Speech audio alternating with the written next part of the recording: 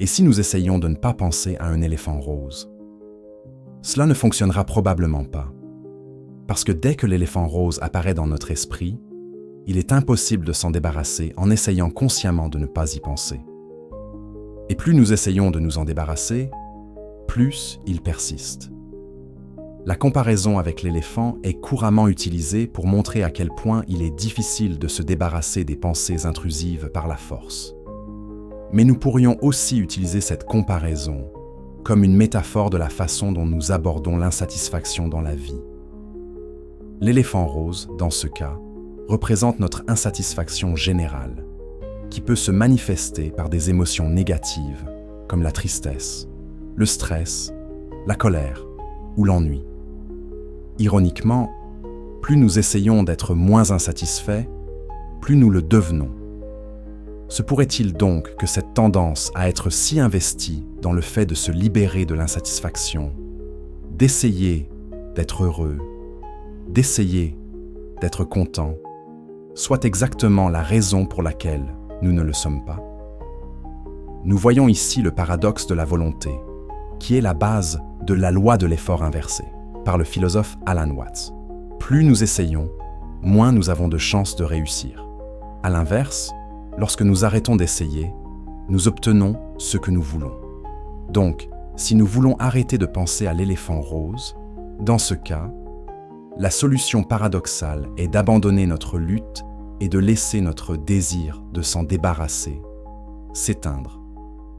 Au lieu d'essayer de chasser l'éléphant de nos pensées de force, nous le laissons se dissiper de lui-même en le laissant tranquille. Maintenant, comment cette loi à rebours fonctionne-t-elle exactement en pratique? Ou plus précisément, comment obtenons-nous exactement ce que nous voulons, en n'essayant pas d'obtenir ce que nous voulons? Cette vidéo explore la loi à rebours et sa nature paradoxale, ainsi que la cause de notre insatisfaction permanente dans la vie, et comment nous pouvons nous en libérer.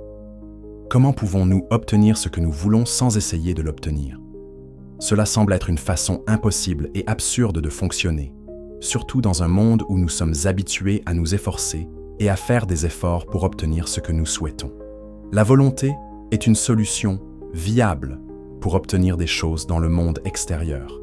Par exemple, si nous voulons devenir riches au sens monétaire du terme, il faut très probablement faire des efforts pour obtenir une certaine somme d'argent qui nous qualifiera de riches. Et si nous souhaitons courir un marathon, nous devrons faire les efforts nécessaires pour développer notre endurance jusqu'au point où nous pourrons courir une si longue distance. Mais la loi à rebours ne concerne pas tant les réalisations matérielles. Elle les transcende. Il s'agit d'obtenir ce que nous voulons, vraiment, profondément.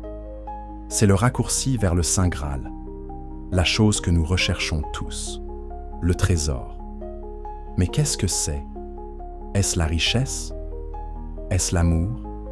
Est-ce l'amitié? Est-ce une vie longue et saine? Même si de telles choses sont agréables, elles ne sont que de pâles imitations de la vraie chose. Comme le montre clairement la loi à rebours, plus nous cherchons, moins nous trouvons. Plus nous courons après ces circonstances extérieures, plus nous serons éloignés de ce que nous désirons vraiment. Alors, que désirons-nous? Désirons-nous le bonheur? Et si oui, qu'est-ce que le bonheur? Est-ce quelque chose que nous acquérons par le biais de choses comme l'amour et les possessions matérielles? Selon Alan Watts, nous ne savons pas ce que nous voulons vraiment parce que nous ne pouvons pas le définir. Je cite, « Pourquoi ne savez-vous pas vraiment ce que vous voulez ?» 2 raisons pour lesquelles vous ne savez pas vraiment ce que vous voulez. Première raison, vous l'avez. Deuxième raison, vous ne vous connaissez pas parce que vous ne le pourrez jamais. La divinité n'est jamais un objet de sa propre connaissance. Tout comme un couteau ne se coupe pas lui-même, le feu ne se brûle pas lui-même, la lumière ne s'illumine pas elle-même. Fin de citation. Alors, se pourrait-il que ce que nous cherchons soit obscurci par notre recherche même et que nous cherchions quelque chose que nous ne pouvons pas définir? Mais si c'est le cas, pourquoi continuons-nous à chercher? La condition humaine est une illusion collective qui nous dit qu'obtenir des choses extérieures ou changer des circonstances extérieures, des objets à l'argent, en passant par les modifications du corps et les changements de décor, nous libérera fondamentalement de notre sentiment de manque. La loi à rebours nous montre que c'est le contraire qui est vrai. Nous nous sentons en manque à cause de notre mécontentement face aux circonstances actuelles. Plus notre mécontentement est grand, plus nous souffrons. Plus nous avons besoin de changements pour être contents, moins nous le sommes. Imaginez que vous vous soyez fixé un objectif, celui de devenir millionnaire, en croyant que cela vous rendra heureux. Se fixer un tel objectif signifie non seulement qu'il faut beaucoup d'efforts pour atteindre le contentement, mais aussi qu'être si éloigné de cet objectif vous rend malheureux, car vous réalisez à quel point vous êtes inadéquat par rapport à ce que vous voulez être. Ou, comme l'a dit l'auteur à succès Mark Manson, poursuivre quelque chose ne fait que renforcer le fait que vous en manquez en premier lieu. Plus vous voulez désespérément être riche, plus vous vous sentez pauvre et indigne, quelle que soit la somme d'argent que vous gagnez réellement. Fin de citation. Donc, si vous augmentiez la somme d'argent nécessaire pour être heureux, vous vous sentiriez encore plus inadéquat et, par conséquent, plus misérable. Mais si vous abaissiez considérablement le seuil, votre sentiment d'inadéquation diminuerait, car le but serait beaucoup plus proche de votre situation actuelle.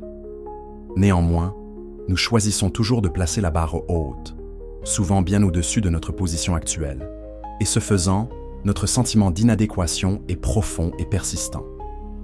La tendance humaine à continuellement rechercher plus comme remède à la démangeaison, tout en maintenant simultanément cette démangeaison par cette recherche même, semble illogique. Et c'est précisément le cas, selon le philosophe allemand Arthur Schopenhauer. Schopenhauer a conclu que nous voulons ce que nous voulons parce que, comme toute chose dans l'univers, nous sommes des représentations de la volonté de vivre, ou, simplement, de la volonté. Schopenhauer a soutenu que la volonté est un effort illogique, sans direction et continu, qui nous pousse à vivre une vie de souffrance qui ne peut être terminée par rien de ce que le monde a à offrir. À cause de cela, nous voulons pathologiquement plus que ce dont nous avons besoin, poussés par un sentiment de manque incessant. L'esprit perçoit le manque parce qu'il croit que le moment présent n'est pas suffisant. Quelque chose manque, mais il ne sait pas quoi. Et ainsi, nous continuons à échapper à ce qui est, pour nous réfugier dans des situations que nous percevons comme plus agréables. Mais lorsque nous y arrivons, nous nous retrouvons finalement dans le même état d'insatisfaction que celui que nous avons essayé de fuir. Schopenhauer a déclaré, et je cite, « Ainsi, tout plaisir intense est aussi une erreur et une illusion, car aucun souhait atteint ne peut donner une satisfaction durable. » Fin de citation. Selon Schopenhauer, la volonté est la raison pour laquelle nous nous efforçons. La volonté est la raison pour laquelle nous cherchons. Mais la suivre ne satisfait jamais, car la volonté elle-même est la chose même qui nous empêche d'obtenir ce que nous voulons. Schopenhauer a soutenu que la seule façon d'être vraiment content est la négation de la volonté, ce qui conduit à un état de béatitude, vide, libre de tout effort. En d'autres termes, arrêtez d'essayer de l'obtenir et vous l'aurez. Acceptez l'imperfection et vous vous sentirez parfait. Acceptez la solitude et vous vous sentirez content seul. Essayez d'être parfait et vous êtes imparfait. Essayez de ne pas être seul et vous êtes misérable par vous-même. Accepter une expérience négative est une expérience positive. Mais combattre une expérience négative signifie que vous souffrez deux fois. Quand vous essayez de rester à la surface de l'eau, vous coulez. Mais quand vous essayez de couler, vous flottez, a déclaré Alan Watts. De la même manière, lorsque vous essayez de vous endormir, votre effort vous maintiendra éveillé. Ce n'est que lorsque vous arrêtez d'essayer que vous vous assoupirez. Et lorsque vous retenez votre souffle, vous le perdez. Mais lorsque vous le laissez aller, il continue de lui-même. Lorsque nous arrêtons d'essayer d'être heureux, nous serons heureux parce qu'il n'y a rien dont nous ayons besoin au-delà de ce qui est. Lorsque nous arrêtons d'essayer d'être riches, nous vivrons dans l'abondance parce que nous sommes contents de ce que nous avons et que tout ce qui s'y ajoute est un bonus. Ainsi, la seule façon d'avoir ce que nous voulons est de ne pas le vouloir. Et c'est ce que la loi à rebours nous enseigne. Il y a une histoire zen qui illustre cette idée paradoxale en expliquant comment nous pouvons clarifier de l'eau trouble. Imaginez qu'il y ait un étang avec de l'eau trouble et que nous voulions voir son fond. Nous pouvons remuer l'eau ou essayer d'enlever la turbidité avec nos mains, mais cela ne fonctionnera pas. La seule façon de voir son fond est de ne rien faire jusqu'à ce que la turbidité se dissipe et que l'eau soit claire.